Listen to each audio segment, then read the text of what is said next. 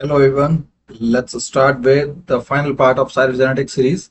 And today's topics are Lyon's hypothesis and the role of centromere and telomere. Now, the topic that we have in front of us is the Lyon's hypothesis.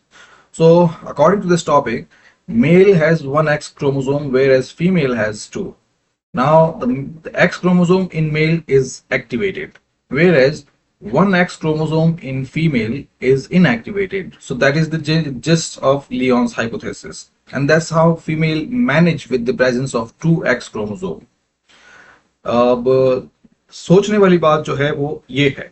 First, what is the role of this extra X chromosome in female, and how this X is inactivated and why is this inactivated?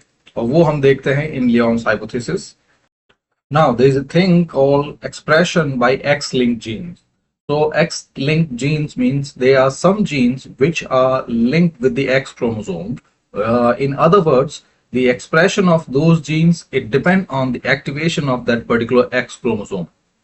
Now, इस हिसाब से अगर female के अंदर दोनों X chromosomes activated हैं, then both of these chromosomes will express those genes. So it will be a situation of double whammy कि दोनों chromosomes जो हैं and their associated genes, both of them will express in double or will be expressed two times in female. So that's why one X chromosome in female is inactivated, and this process is called XCI, X chromosome inactivation. So this process, it ensures that the genes, they are spread evenly, and the X-linked disorders, they do not get expressed, especially in females. Now the key points of this hypothesis. So humans, 46 chromosomes are there, 23 pairs, and males have XY, females have double X. Now this X chromosome, it contains many important genes which may be unrelated to sexual traits. So जो जितने भी other genes हैं, जितने भी other features हैं, like vision, blood clotting, brain function, वो सब genes जो हैं, they express because they are linked to the X chromosome. So that's why these genes, they are known as X-linked genes.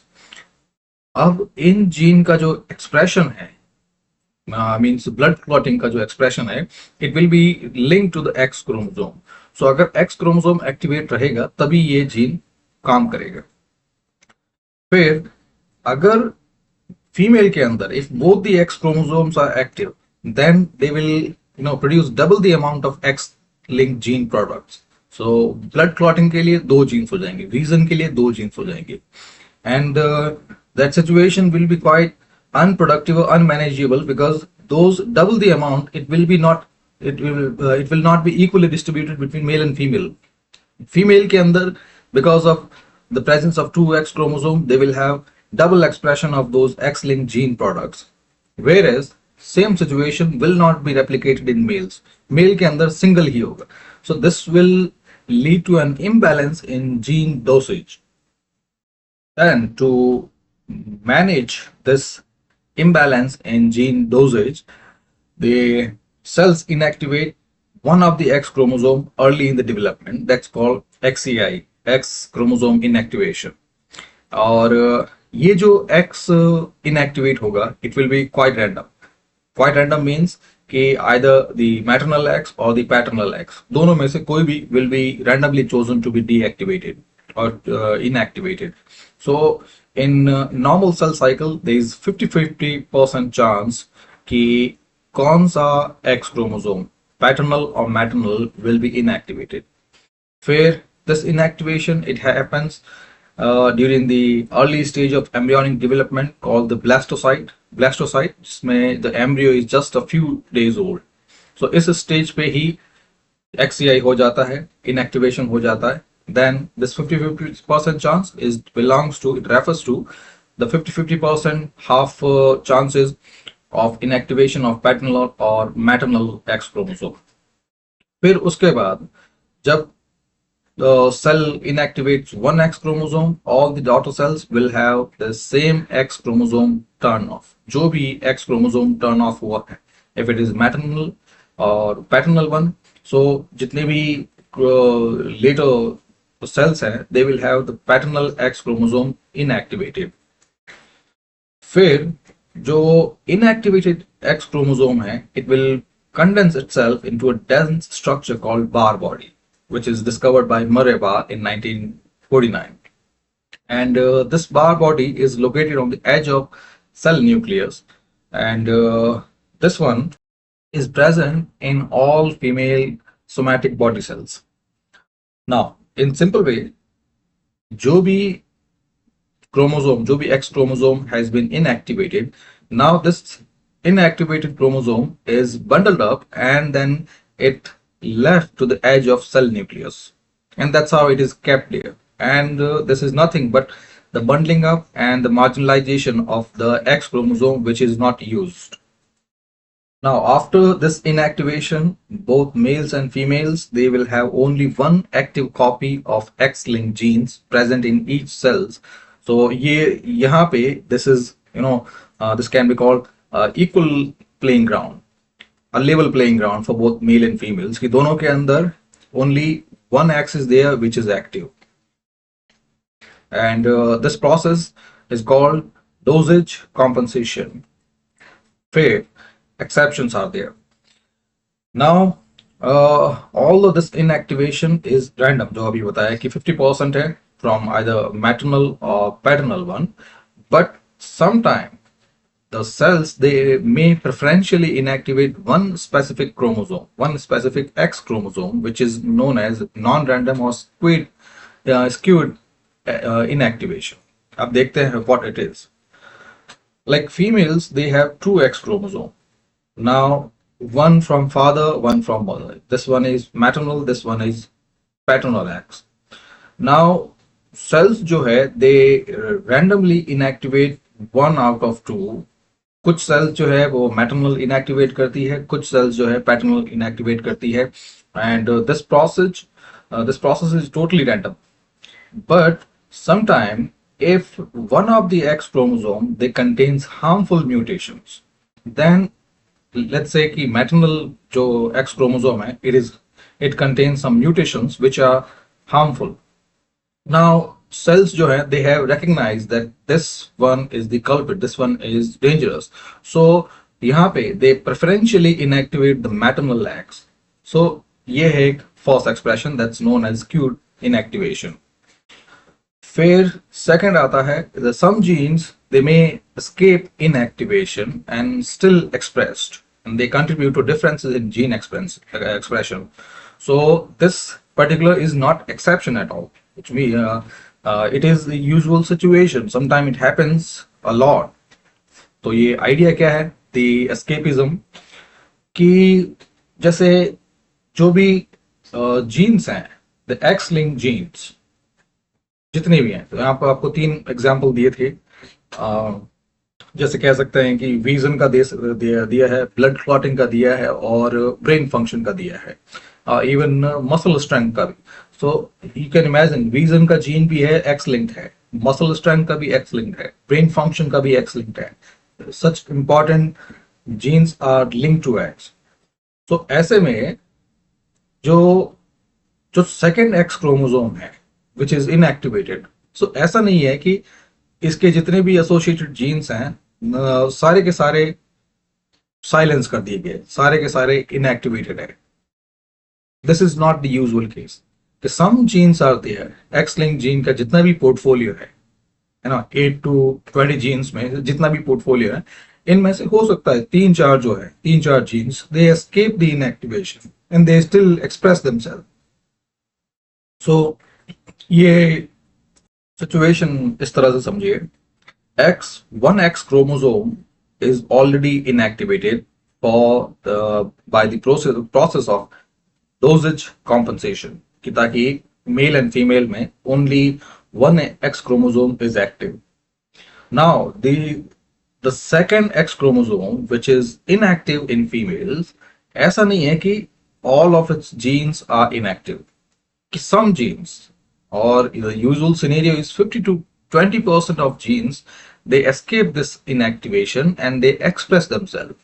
So इसकी वजह से जो female के अंदर some genetic expressions, some extra expressions are there, and those extra expressions, they contribute in making what females are, what females are in the physical term, in biological level, at emotional and psychological level. So the overall जो changes हैं male and female के बीच में, so उसमें ये जो 50 to 20% जो escape genes हैं उनका contribution है. So I guess I might have made this quite complex. Let me start it again. Females have 2 eggs, males have 1. Now male के अंदर ये eggs it is always active.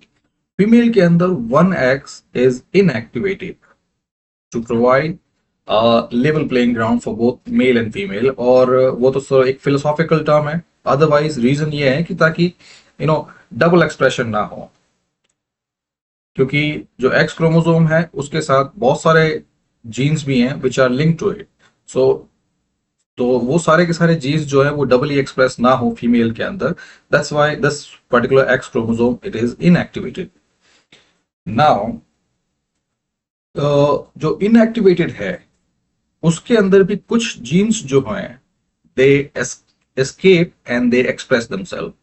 So let's say total जितने भी jeans हों उसमें से 50 to 20%, यानी x chromosome पे अगर 100 जीन्स हैं तो उसमें से 15 या 20 जो है दे विल एक्सप्रेस देमसेल्फ. फिर उस एक्सप्रेशन की वजह से 2 चीजें हो गई. फर्स्ट, फीमेल्स के अंदर फर्स्ट जो एक्टिव क्रोमोसोम है उससे तो जेनेटिक एक्सप्रेशन हो ही रहा है, प्लस जो एक्स्ट्रा एक्स क्रोमोसोम है, इनएक्टिवेटेड एक्स क्रोमोसोम है, वो भी उसके भी 15 to 20% जीन्स एक्सप्रेस हो रहे हैं. सो फीमेल यहाँ पे they have extra expression. So it's एक evolutionary adaptation है, evolutionary mechanism है for life to especially for healthy growth of baby, healthy growth of mothers. फिर ये है कि इस extra expression की वजह से there are biological differences between male and female. जो extra जितने भी expressions होते हैं, physical expression, sexual expressions, वो सब एक्स्ट्रा क्रोमोसोम की वजह से. फिर इसके बाद भी सेकंड चीज है कि जितने भी फीमेल्स हैं ऑल ओवर द वर्ल्ड, ऐसा नहीं है कि वो सेम सेट ऑफ जीन्स जो हैं, सेम सेट ऑफ जीन्स, ऐसा नहीं है कि सारी की सारी फीमेल्स जो है वो वही same set of genes, same set of inactivated gene express करती है.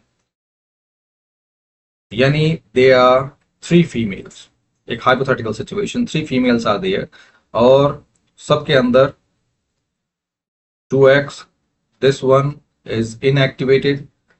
अब इन तीनों के अंदर ये वाली जो फर्स्ट फीमेल है, फर्स्ट फीमेल में जो इनएक्टिवेटेड है उसके अंदर let's say 1 to 15 genes they are expressed.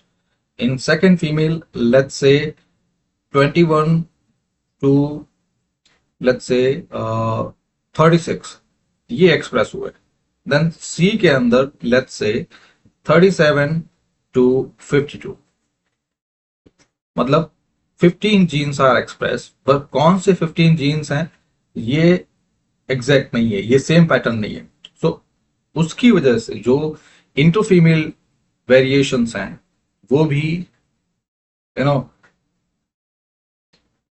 Can be attributed to this presence of extra inactivated X.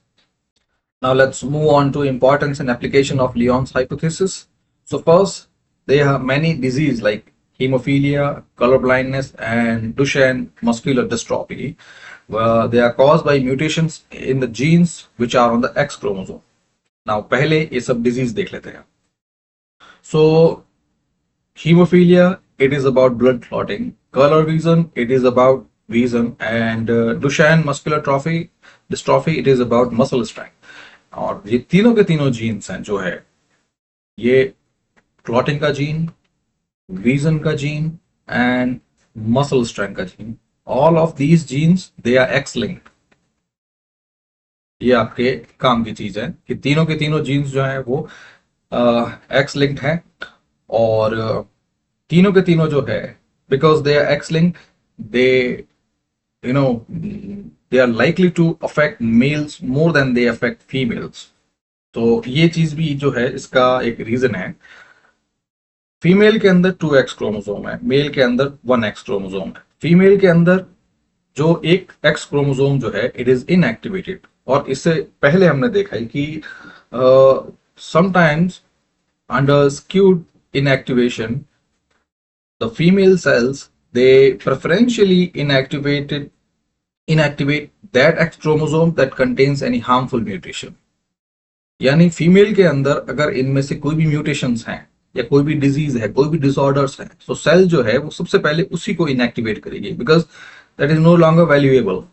But female male के अंदर एक ही एक्स क्रोमोसोम है, सो अगर इस पे ही अगर डिसऑर्डर्स हैं then they will express themselves.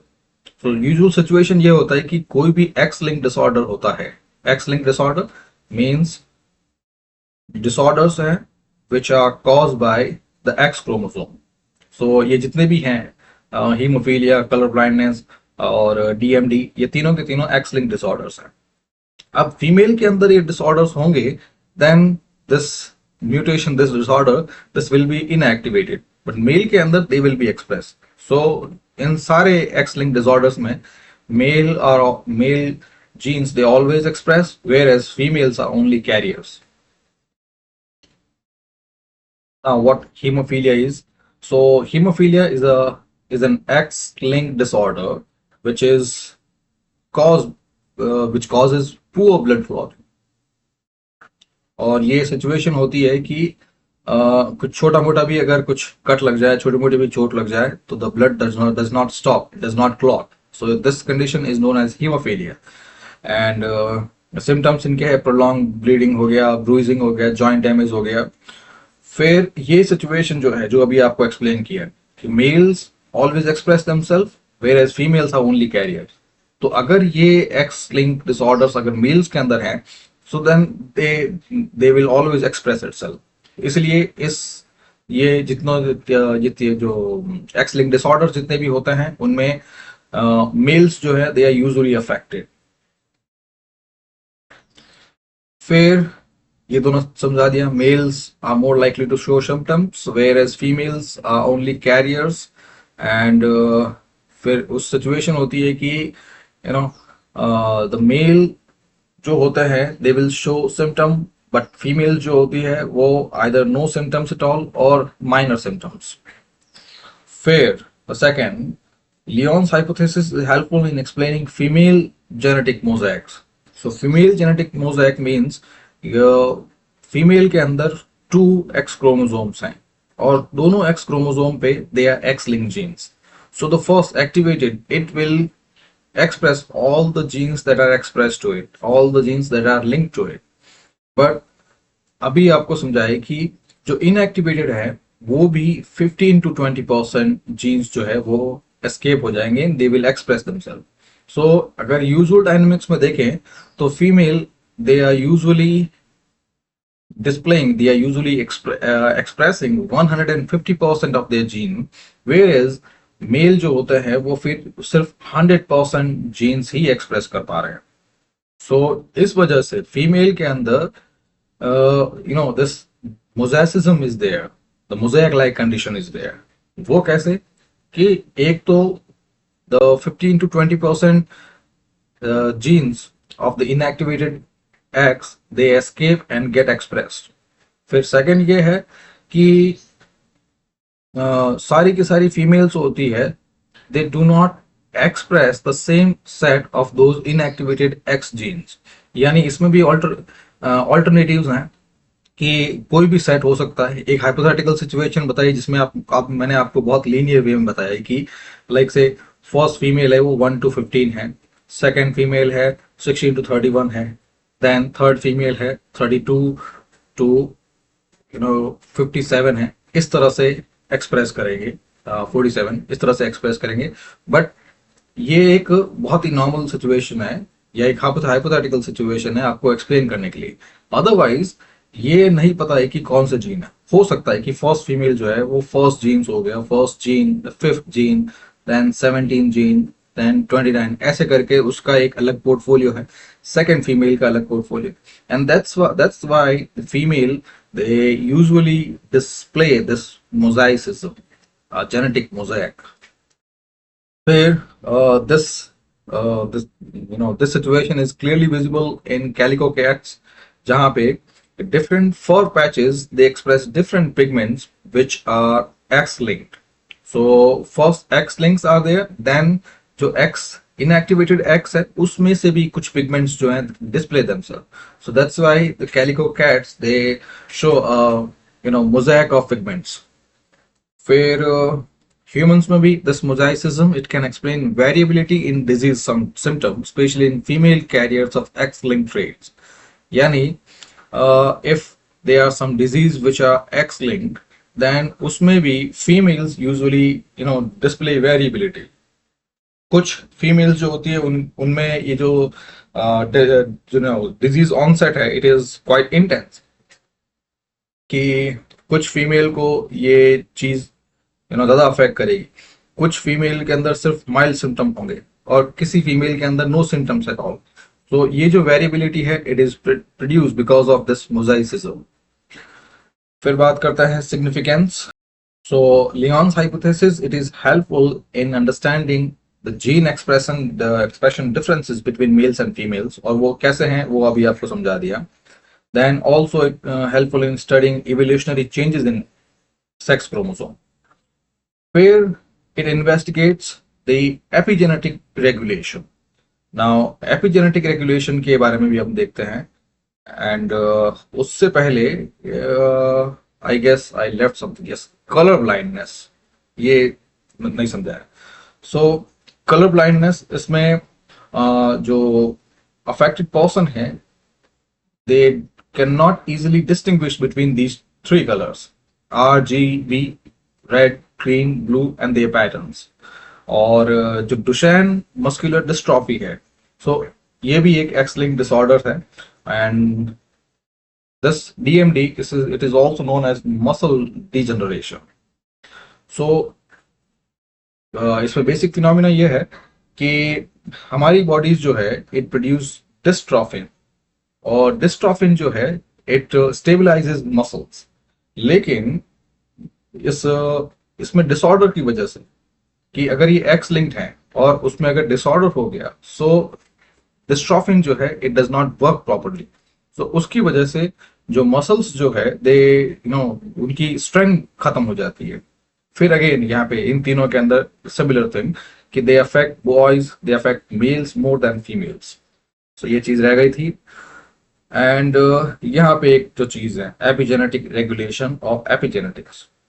So epigenetics the study of how genes behave without changing the DNA sequence. So we know that genes are nothing but the repetition of DNA letters A, T, C, G and their variations.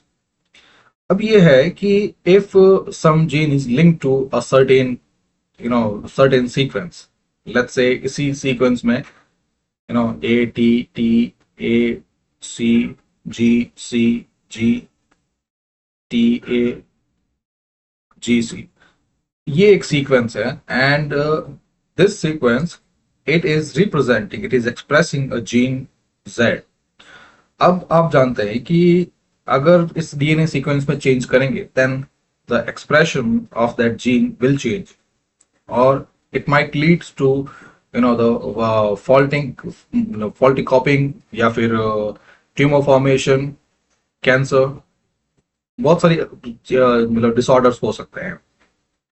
सो ऐसे में अगर कोई gene study करना है, so we have to do it without altering the base sequence, और epigenetics is the mechanism by which a particular gene is turned on and off without changing the base sequence.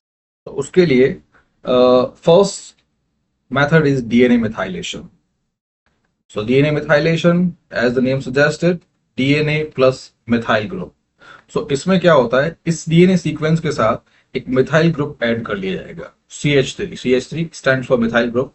और ये methyl group add करने के बाद ये particular gene जो है it will B silenced, और फिर इस साइलेंस जीन को फिर डिटेल में स्टडी कर सकते हैं, इन डेप्थ स्टडी हो सकती है।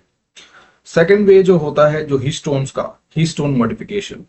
सो जो साइटोजेनेटिक्स का जो बेसिक चैप्टर है उसमें we have saw this in detail that histone are the protein around which the DNA wrap itself, because DNA cannot be accommodated in that tiny cellular structure. So उसके लिए, उस nucleus में compact structure के लिए DNA wrap inside, wrap around a spool, a protein spool known as histone. अब ये है कि इस हीस्टोन को भी it can be chemically modified, that's why the name histone modification. So यहाँ पे से मिथाइलेशन से भी ये जो हीस्टोन जो है इट कैन बी साइलेंस, और उस मैकेनिज्म से भी फिर अगेन जो डीएनए सीक्वेंस है या जो जीन है इट कैन बी स्टडीड। सो ये टोटल है एपिजेनेटिक रेगुलेशन या एपिजेनेटिक्स के बारे में। फिर one more mechanism is there, spatial gene known as XIST, cyst, X inactive specific transcript. It is employed, and this XIST it produces RNA, an RNA that codes the X chromosome and signal it to become inactive. फिर the same mechanism जो epigenetics में होता है, with chemical modifications like DNA methylation or histone modification, that particular gene is turned on and off. So epigenetics जो है वो किसी gene को या तो साइलेंस कर सकता है या उसको एक्टिव कर सकता है। सो whichever way you see it, on end of कहो, साइलेंट एंड एक्टिव कहो, एक्टिव या इनएक्टिव कहो, so that's how epigenetics work. और ये जो मैकेनिज्म है वो सिमिलर, डीएनए मिथाइलेशन या हिस्टोन मॉडिफिकेशन वही चीज है। फिर let's move on to the importance of telomere and centromere in cytogenetics. So first, telomeres and centromere in short. So telomere, they are like protective caps that provide the chromosomal stability. और centromere की बात करें तो centromere is the alignment and around which two sister chromatids, ये वाली जो sister chromatids हैं, they align themselves, and here ये centromere जो है it then allows the spindle fiber to detach these two sister chromatids. अब इन दोनों की स्टडी जो है it is important in two ways. First, telomeres जो है they provide the chromosomal stability, और सेंट्रोमियर्स जो है they help in accurate genetic transmission. क्योंकि यहाँ पे जो सिस्टर क्रोमेटिड्स हैं वो किस तरह से वो डिटैच होती है, किस तरह से वो सेपरेट होती है, उसके बेसिस पे भी the accuracy of genetic transmission can be gauged. फिर टेलोमियर की तरफ बढ़ते हैं। तो telomeres they are DNA caps और specialised DNA protein structure that are found at the very end of chromosome. And second feature, they consist of repetitive DNA sequence. This 6 nucleotide sequence TTA triple G, which is repeated thousands of times. So एक बार इसका एक diagrammatic representation देख लेते हैं। So ये एक chromosome है। इस क्रोमोसोम पे ये जो कैप्स हैं, ये वाली, ये जो है they are known as telomeres. ये सेंट्रोमियर एंड ये टेलोमियर है, और इनकी जो सीक्वेंसेस हैं ये सिमिलर है, TTA ट्रिपल जी। और इसी को अगर आप एक्सपेंड भी करेंगे तो भी यह जो सीक्वेंस जो है इसी तरह से रिपीट होती जाएगी। फिर इसका एक और मैनिफेस्टेशन है कि यही जो सीक्वेंस जो है ये हर एक सेल डिवीजन के बाद ये कम होती जाती है। और टेलोमियर जो है एक तरह से दे रिप्रेजेंट बायोलॉजिकल एजिंग, क्योंकि जैसे जैसे सेल्स जो है वो डिवाइड होती जाएगी, ये जो टेलोमियर जो है, जो टेल लेंथ जो है, इट कीप्स रिड्यूसिंग। वो देखते हैं कैसे। First, structure and function role पे देख लेते हैं। The telomeres they are protective caps that prevent the natural end of chromosome और यूजुअली क्या होता है कि when see the cells repair machinery वो वर्क करती है, तो sometime they mistake the protective cap as broken DNA. So इस चीज को अवॉइड करने के लिए ये टेलोमियर जो है वो एक बफर की तरह काम करते हैं कि ये दिस इज द एंड। फिर अगर प्रोटेक्टिव कैप नहीं हो तो जो नॉर्मल जीन फंक्शन है, या फिर अगर इनकी बात करें, सेल डिवीजन की भी बात करें, उस टाइम पे भी अगर ये कैप नहीं हो तो सेल विल कीप डिवाइडिंग। और अगर सेल ये तो आप जानते हैं, अगर जो सेल्यूलर डिवीजन हो अगर वो स्टॉप नहीं हो तो फिर this will lead to cancerous growth, tumour growth, in short cancer. So दो रूल्स हैं, फर्स्ट अ प्रोटेक्टिव कैप, और सेकंड एक बफर की तरह कि दिस इज द एंड, और यहाँ के बाद जो सेल डिवीजन जो है वो फर्दर नहीं होगा। And similar thing is in end replication problem, क्योंकि during DNA replication the enzyme, the DNA polymerase that copy the DNA, it can not fully replicate the extreme ends. So ये चीज जो होती है, it is called end replication problem. तो in simple ये है कि डीएनए रेप्लिकेशन में DNA has to be copied, and that copy is the copying mechanism, it is facilitated bye DNA polymerase.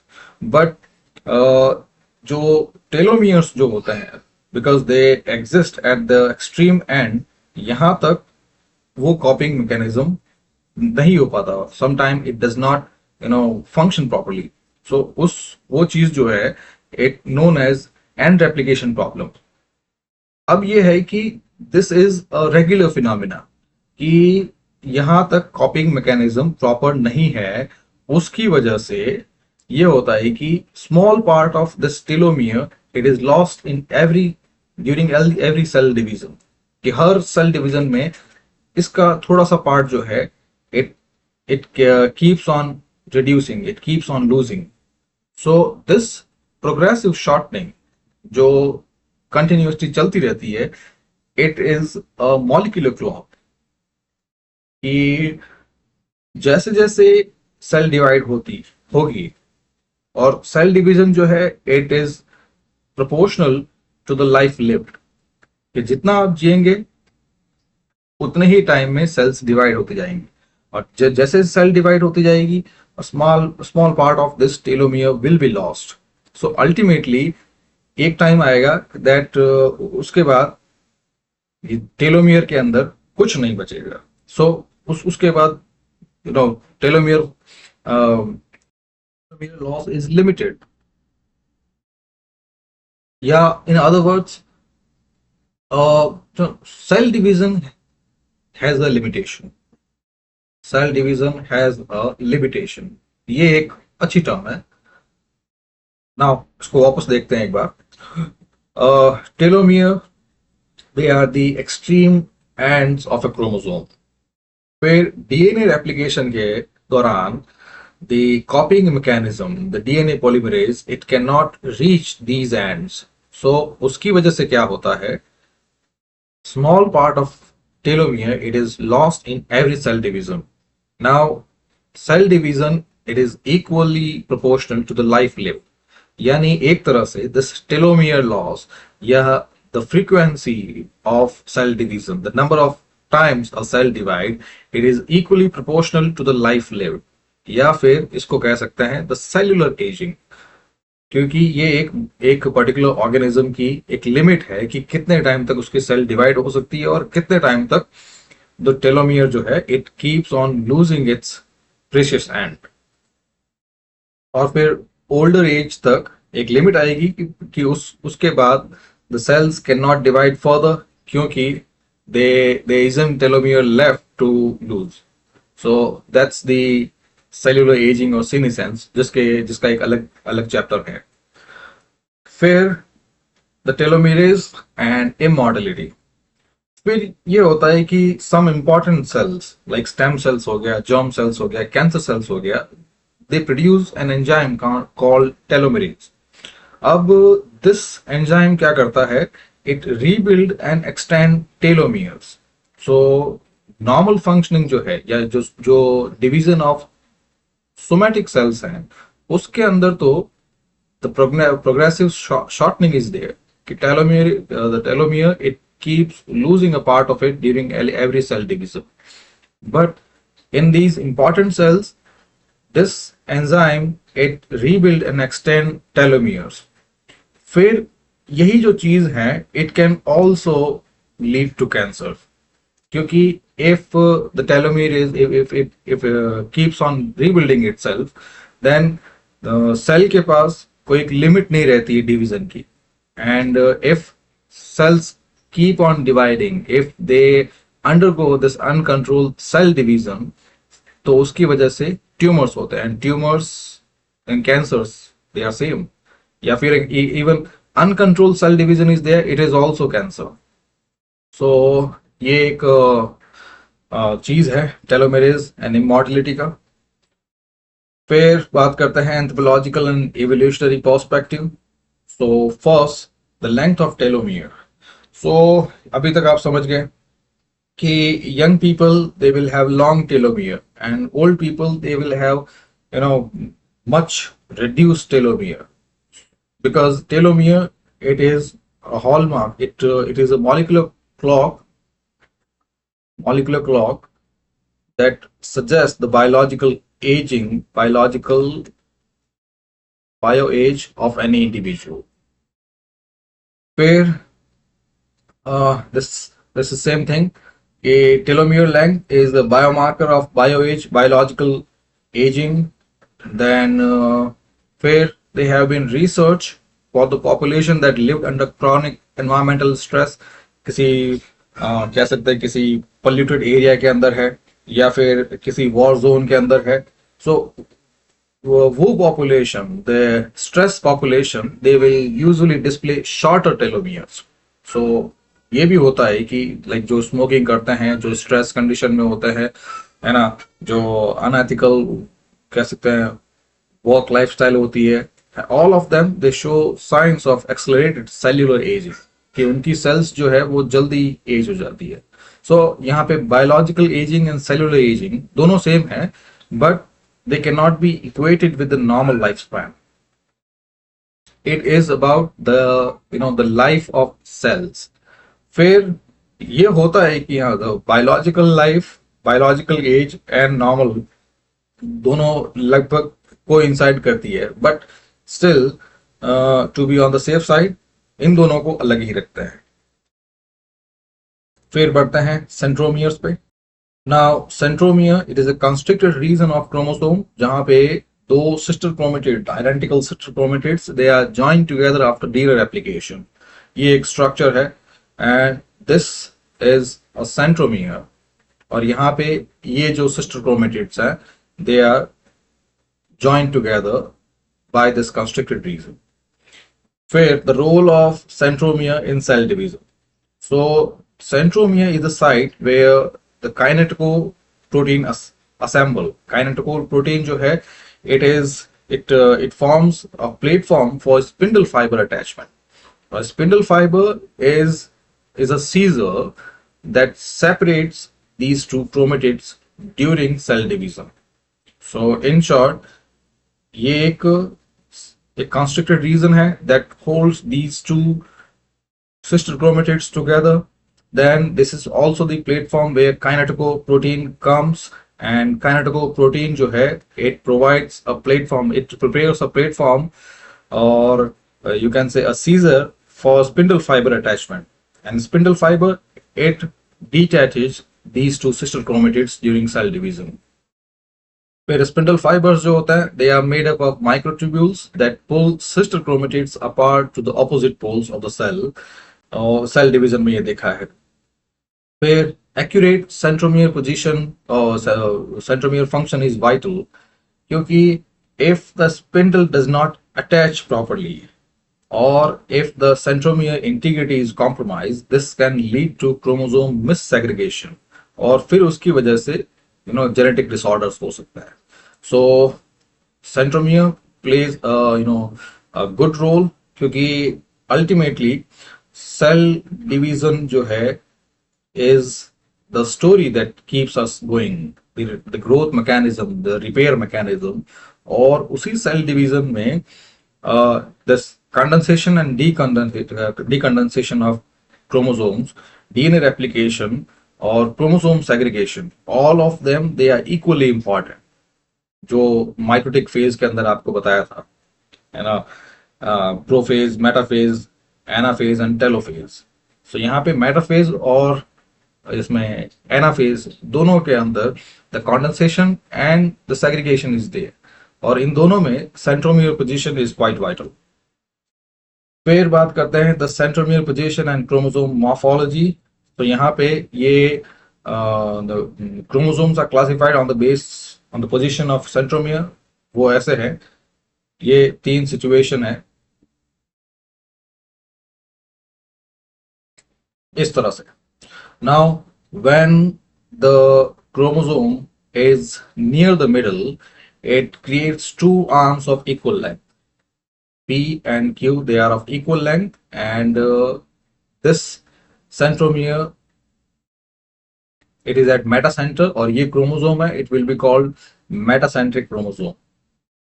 फिर the second type, जिसमें जो centromere है, it is slightly off the center, थोड़ा सा सेंटर से थोड़ा सा ऊपर है, और उसकी वजह से एक आर्म जो है Q will be longer than P, और यहाँ पे P is nearly equal to Q. फिर एक होता है एक्रोसेंट्रिक. अब एक्रोसेंट्रिक में जो सेंट्रोमियर है, it is placed near the end, और उसकी वजह से there is a huge difference between the length of P and Q. So ये वाले एक्रोसेंट्रिक है. और there is one more type, ये वाले टेलोसेंट्रिक, जिसमें P arm is not there, only Q is there, और ये कह सकते हैं कि only one pair of sister chromatid is there. फिर the role of centromeric DNA. तो जो सेंट्रोमियर है, it also holds a DNA sequence. Now उसके फीचर्स ये हैं कि जो ये सेंट्रोमेरिक डीएनए है, first it is composed of highly repetitive satellite DNA, such as alpha satellite DNA in case of humans. So human के अंदर जो centromeric DNA है, it is known as alpha satellite DNA. अब यहाँ पे ये है कि how the variation in the DNA sequence at centromere, or how the variation in centromeric DNA, it can tell us about the species variation, or it can provide valuable information in population genetics. तो वो कैसे होता है, that यहाँ पे पता है कि the centromeric DNA, it is highly repetitive, this alpha satellite DNA. फिर ये जो repetitive DNA है, it can vary between individuals. वो variations तो होता है, और वो वेरिएशंस जो है, it can provide history of gene flow between different groups. So एक अफ्रीकन और एक कोरियन, इन दोनों के अंदर जो अल्फा सैटेलाइट डीएनए होगा और उसकी जो सीक्वेंसेस होगी वो अलग अलग होगी. So even if those sequences are repetitive, but some differences are there, और उन डिफरेंसेस को, उन difference in alpha satellite patterns, ये बता सकते हैं कि उन दोनों पॉपुलेशंस में कब उनके बीच में जीन फ्लो हुआ, कब उनके बीच में डिसएंगेजमेंट हुआ, what are the ancestry etcetera. फिर जो क्रोमोसोमल रीअरेंजमेंट की बात करते हैं, especially those involving centromere. So एक रॉबर्टसोनियन ट्रांसलोकेशंस, इससे पहले वाले में हमने देखा था क्रोमोसोमल अबनॉर्मलिटी में. सो रॉबर्टसोनियन ट्रांसलोकेशन में क्या होता है कि जो क्रोमोसोम्स हैं, स्पेशली 13 एंड 14, सो दोनों ही क्या है, दोनों ही एक्रोसेंट्रिक है. मीन्स उनका जो सेंट्रोमियर है, it is placed near the ends, दोनों इस तरह के लेंथ के. सो समटाइम्स क्या होता है कि दे फ्यूज टुगेदर, और उनके फ्यूजन से the overall count, chromosomal count है, it turns into 45, जो 46 होना चाहिए उसकी उसमें 45 हो जाता है, बिकॉज ये एक्रोसेंट्रिक जो है ये फ्यूज टुगेदर. सो ये जो डिसऑर्डर्स है, it is known as the Robertsonian translocation. फिर द एंथ्रोपोलॉजिकल इंपॉर्टेंस. तो अभी समझा दिया है कि how the repetition of satellite DNA it can help trace ancestry and migration patterns. और उसके अलावा there is one more thing, this centromeric DNA it evolves rapidly. So इसकी वजह से जो क्रोमोसोमल चेंजेस हैं they can be studied in in between populations. फिर बात करते हैं पीवाईक्यू इनसाइट्स की. सो past year, candidates have been asked to define and identify various chromosomal abnormalities, दोनों numerical जैसे trisomies, monosomy, और structural abnormalities like deletions, duplications, inversions, and translocations. फिर there is another question about standard karyotyping process and different bending technique, G, C, and Q. फिर Lyon's hypothesis and XCI, it is a recurring topic. फिर all questions भी पूछे गए हैं, how this XIC it balances gene dosages between males and females, और उसके consequences जो अभी आपको समझाए थे. देन जो टेलोमियर्स एंड सेंट्रोमियर्स हैं उन पे शॉर्ट नोट्स पूछे गए हैं, how what the protective and structural role of in chromosomal stability in cellular aging and the chromosomal segregation. Fair, there's questions about application based, such as the role of cytogenetic principle in human genetics, evolutionary biology, and anthropological studies. So इस तरह से total questions पूछे गए हैं, और बाकी ये आपको मिल ही जाएगी पीडीएफ. फिर अल्टीमेटली पूरे चैप्टर का let's have a quick overview.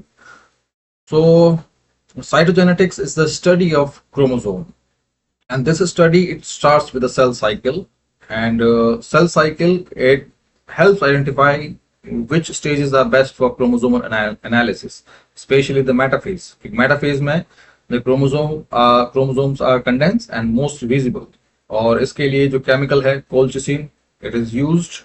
फिर cells are arrested and then seen on slide. फिर स्लाइड के देखने के बाद उनकी फोटोग्राफ लेके, डिजिटल फोटोग्राफ्स लेके, दे आर सीक्वेंसली अरेंज, और that's how karyotype is prepared. Then the banding technique G, C, and Q, उस similar process but different mechanism, जिसमें detail visualization and identification of chromosome और abnormalities पता की जाती है.